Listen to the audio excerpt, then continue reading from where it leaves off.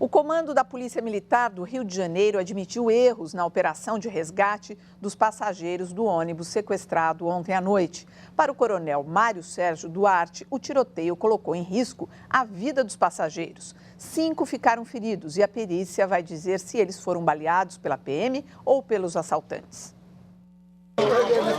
Os 2 assaltantes que participaram do sequestro e se renderam foram levados à delegacia ainda no fim da noite de terça-feira. Hélio foi o passageiro obrigado a dirigir o ônibus sob ameaça de morte. Foram 3 bandidos dentro do ônibus e um fugiu. Só que tinha um carro à frente que estavam todo momento falando no celular para eles voltar para socorrer. Enfim, aí eu já não sei. Este rapaz escapou por pouco. Ele ia pegar o ônibus quando percebeu a chegada da polícia. Ouviu os tiros e conseguiu registrar com o celular. Foi na hora que eu vi os policiais vindo pela outra pista, entrando para cá e fechando, não deixando o ônibus passar. Os policiais mais à frente botaram os carros para fechar a pista. Dos 5 feridos no sequestro ao ônibus, 3 permanecem internados na unidade. Fabiana Gomes da Silva foi baleada na coxa. Alcir Pereira de Carvalho levou um tiro no pescoço. Ele estava de carona num carro particular que passava na hora do tiroteio. O caso mais grave é o de Lisa Mônica Pereira, de 46 anos. Atingida no tórax, perdeu muito sangue e foi levada para o CTI, onde respira com a ajuda de aparelhos. A filha de Lisa disse que a mãe só pega este ônibus às terças-feiras, pois faz um curso de artesanato em Copacabana e depois volta para casa em Duque de Caxias, na Baixada Fluminense. A gente ficou preocupado porque ela costuma chegar em casa às 9 horas. A gente, por volta de umas 11 horas, foi que a gente procurou. A gente mora em Caxias e procurou ir na garagem da Jurema procurar saber. Eles falaram que tinha uma pessoa ferida na faixa etária de 40 e poucos anos. Os peritos do Instituto de Criminalística Carlos Éboli chegaram por volta das 9 horas da manhã à delegacia da Cidade Nova. O ônibus sequestrado passou a madrugada na delegacia e hoje pela manhã foi possível ver com nitidez os pneus furados e as marcas dos tiros. São pelo menos 16 perfurações. Os peritos mediram e marcaram com setas, 2 dentro do tanque de combustível e a maior parte do lado esquerdo. A polícia quer agora descobrir em que circunstâncias foram dados os tiros. De fora para dentro ou, ao contrário, para determinar quem fez os disparos, os bandidos ou os policiais. Os 2 assaltantes presos ontem à noite foram identificados como Renato da Costa Júnior e Bruno Silva de Lima. A polícia prendeu um terceiro suspeito, Jean Júnior da Costa Oliveira. Foi detido ao dar entrada no Hospital São Lucas, em Copacabana, zona sul da cidade, com um tiro na perna. Jean Júnior é sobrinho do traficante Fernandinho Beiramar. Ele negou participação no assalto.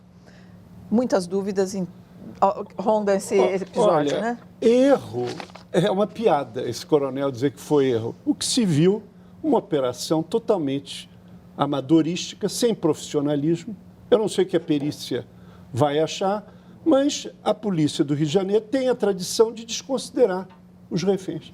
Então, nós estávamos comentando aqui, eu não sou perito, o Eduardo não é perito, mas ali parecia que as balas vieram meio de fora. E eu acho que as vítimas deviam acionar o Estado por essa atuação incompetente da polícia do Rio de Janeiro. Na Inglaterra, a violência se espalhou por... Espera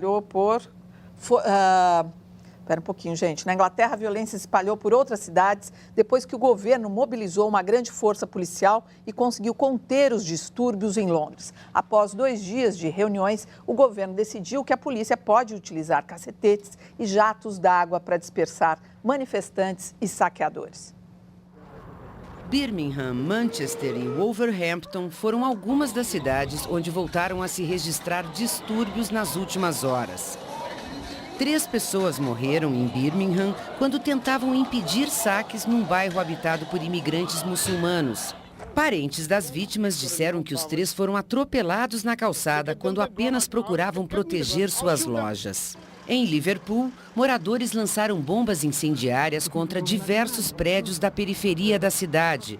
Saqueadores invadiram dezenas de lojas, ignorando o alerta da polícia de que vai reprimir com rigor o roubo e a destruição dos estabelecimentos. Depois das acusações de que a polícia demorou a reagir, O primeiro-ministro David Cameron disse que o governo não vai permitir que se instale no país uma cultura de medo.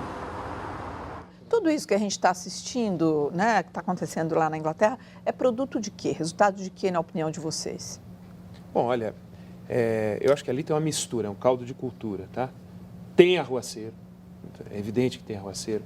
Agora, tem regiões com populações que são totalmente marginalizadas também. E houve um fato gerador.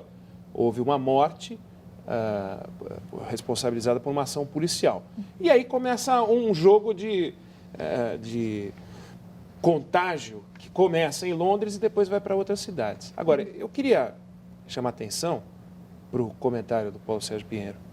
Ele falou o que sobre o Rio de Janeiro? Ele falou em precipitação e ele falou em excesso de violência, força, desrespeito às vítimas e tal. O que a gente está vendo em Londres? A gente está vendo uma acusação de demora na ação da polícia e agora o governo disse, ok, vocês podem usar cacetete. Agora vocês podem usar cacetete. Não é que pode dar um monte de tiro, agora vocês vão poder usar cacetete. E se a gente olhar os números, os últimos que eu vi, o número de feridos, teve 44 feridos na polícia e 14 feridos entre os manifestantes. Ou seja, é uma proporção que está dando aí quase 4-1, em que tem mais policial ferido do que manifestante, o que mostra que a polícia não entra destruindo e detonando, né? Eu acho importante, eu acho um dado matemático que dimensiona a relação da polícia com os manifestantes. Tudo bem, mas eu acho que são circunstâncias absolutamente diferentes, inclusive pelo grau de violência, não é? E de ameaça, de segurança das pessoas que estavam dentro do ônibus ou que estavam ali nas ruas de Londres. Até por causa disso, a polícia do Rio de Janeiro deveria ter tomado mais cuidado. Agora, o que foi lamentável no dia de hoje foi o discurso do primeiro-ministro, em que ele diz que não vai ficar respeitando direitos humanos e vai tirar a fotografia dos menores de idade. Foi um discurso lamentável. E é evidente, tem todos esses ingredientes que o Eduardo frisou muito bem, mas há também o produto de políticas contra o povo, contra as crianças, contra os adolescentes, orçamentos em todas as áreas sociais que foram diminuídos pelas políticas desse governo conservador. E o governo sírio recebe missão diplomática integrada pelo Brasil, África do Sul e Índia, que tenta promover uma negociação para pôr fim ao conflito no país. O Brasil é representado pelo subsecretário-geral do Itamaraty, Paulo Cordeiro. O chanceler Walid Mualem prometeu mudanças que levem a um regime democrático. Mas enquanto se realizava o encontro em Damasco, as forças sírias mantinham a repressão aos manifestantes em diversas cidades do interior do país. Desde março, quando começaram os protestos na Síria, mais de 2.000 pessoas já morreram nos choques contra o exército, que utiliza até tanques contra civis. Olha, tem aqui o Rob Colachopo, que ele fala, Poli, me dê uma boa notícia, por favor, tá difícil. Olha, o medo de uma situação que acabou não se confirmando derruba as bolsas na Europa e Estados Unidos. Na manhã de hoje, havia o temor de que a França também tivesse sua nota de avaliação dos títulos públicos rebaixada. Mas, por enquanto, os papéis franceses continuam com a nota máxima. A manhã desta quarta-feira foi tensa para os integrantes do gabinete francês. Diante dos rumores de que a França, a exemplo dos Estados Unidos, também pudesse tirar uma nota baixa na avaliação dos papéis do Tesouro, o governo se apressou em anunciar um pacote para a redução no déficit público. A principal medida está relacionada com as isenções de impostos para vários setores que serão reduzidas. Horas depois, a agência de classificação de risco Fitch, que avalia a credibilidade dos papéis dos governos, decidiu manter o AAA para a França, a nota máxima, a mesma que os Estados Unidos perderam na semana passada. Mas já era tarde demais para aliviar a situação dos mercados. Todas as bolsas europeias e dos Estados Unidos fecharam em baixa. Em outra notícia preocupante do dia, o Banco da Inglaterra alertou que os investidores não devem contar com uma recuperação da economia do país a curto prazo, como estava previsto. Se os papéis dos Estados Unidos andam mal avaliados e a desconfiança se espalha na Europa, a China está pronta para oferecer novas opções de investimento. O governo chinês anunciou hoje uma nova emissão de títulos públicos e assegura que esses têm retorno garantido. O que estas pessoas esperam pacientemente é o momento de investir as economias em títulos do governo chinês. E o que não falta são interessados. Esta mulher diz que não tem medo de aplicar a poupança em papéis do Tesouro, porque, segundo ela, são muito seguros. É a terceira vez neste ano que a China emite títulos públicos. As bolsas de valores também exercem uma forte atração sobre os investidores individuais no país. Esse comportamento seria impensável nos tempos de Mao Tse-tung e seu livro vermelho. Só a manifestação desse desejo poderia valer uma pena de morte. Agora que o grande timoneiro ficou no passado, muitos chineses preferem se manter atentos às cotações das bolsas e torcer para multiplicar seus investimentos. Bom, são os chineses aproveitando as oportunidades, seria isso? Sim, sem dúvida. Os chineses aproveitando a oportunidade. É um país de números superlativos, né? Se a gente olhar um dado que saiu agora também, que foi o saldo da balança comercial da China, ou seja, a diferença entre o que a China exporta e o que a China importa. Esse saldo pode ser positivo, se exporta mais do que importa, ou negativo, se for o contrário. A China conseguiu um saldo no mês de junho de 31 bilhões de dólares. O Brasil demorou 6 meses para conseguir de saldo na balança comercial metade desse número.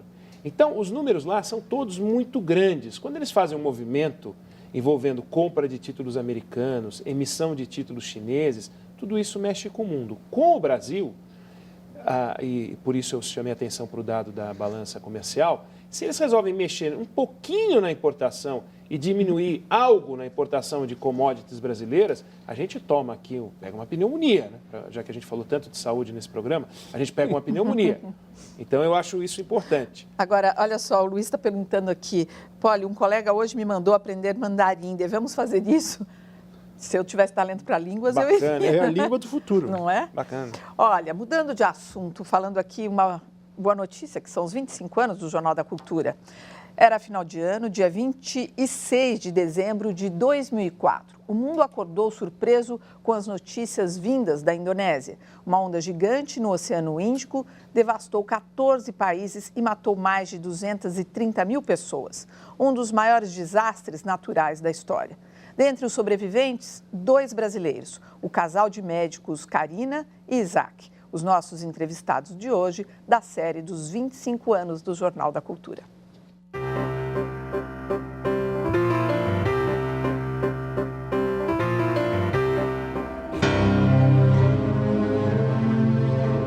O tsunami foi mais ou menos às 9h40, então a gente estava bem no final do mergulho. A gente tinha 2 mergulhos planejados. E a gente ia fazer um segundo mergulho perto da Praia de Maia. Foi quando a gente terminou o primeiro mergulho, né? Evidentemente aconteceram algumas coisas estranhas durante este mergulho. A gente sentiu correntes estranhas no final do mergulho, circulares, em forma de rodamuinhos.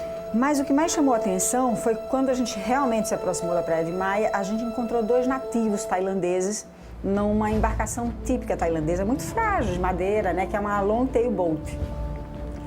E eles gritavam, eles gesticulavam muito, né, falando em tailandês, a gente não entendia nada, só entendia o desespero naquela voz, naquela fala alta. E eles estavam explicando para os nossos guias que um desses nativos tinha acabado de perder 7 turistas, né, que a embarcação dele foi triturada contra aquelas pedras, né, na Praia de Maia.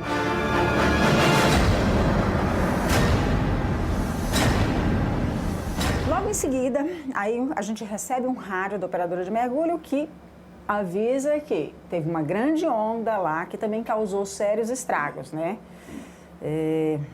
Quebrou uma ponte de concreto, uma morta, deixou uma morta e destruiu o bar e fora uma outra série de danos que eles não deram detalhes pra gente e pediram pra gente se manter fora da costa. Mas você via nitidamente o olhar diferente dos guias de mergulho, como não reconhecendo aquilo como típico, né? Era uma coisa que estava acontecendo diferente. Então, apesar de muito assustados, eles não queriam assustar a gente, então eles ficaram na deles e tal, mas a gente via que não era uma situação diária. Mudou tudo, você sai... De uma água cristalina, uma água verde, transparente. Cristalina. Você só via rodamuinho.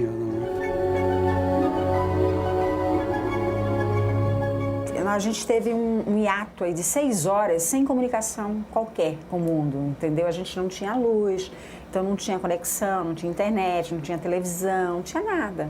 Não tinha telefone. Não tinha telefone, a gente estava incomunicável, né? E ficou assim durante umas 6 horas, entre a gente conseguir chegar no hotel e a gente conseguir ter contato com o mundo novamente. Aí, de repente, a televisão voltou. E tudo que a gente ouvia era Asian Quake, Asian Quake, Asian Quake. Até hoje eu lembro dessas palavras. Né? Eu acho que os dois barulhos que eu mais lembro assim, era essas frases do Asian Quake e o tum tum tum tum tum tum tum tum tum tum tum dos helicópteros procurando os sobreviventes, né? E era uma coisa assim impressionante, porque eu lembro bem que o primeiro número de mortos que me falaram, que eu vi, eram 5.000 mortos. E isso foi numa progressão geométrica, até chegar nos 280 mil, quase 300 mil mortes, né? É como se tivesse caído uma bomba atômica em diferentes lugares, né? Então, foi uma catástrofe muito grande, né?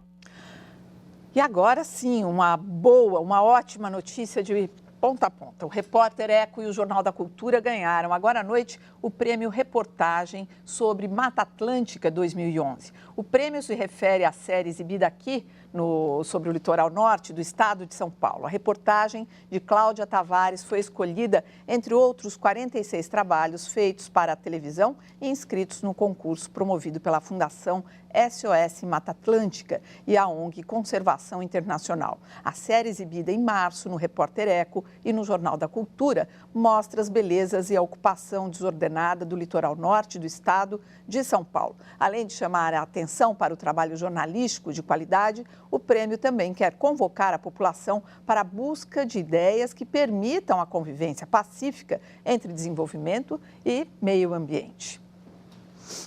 Parabéns aí pra gente.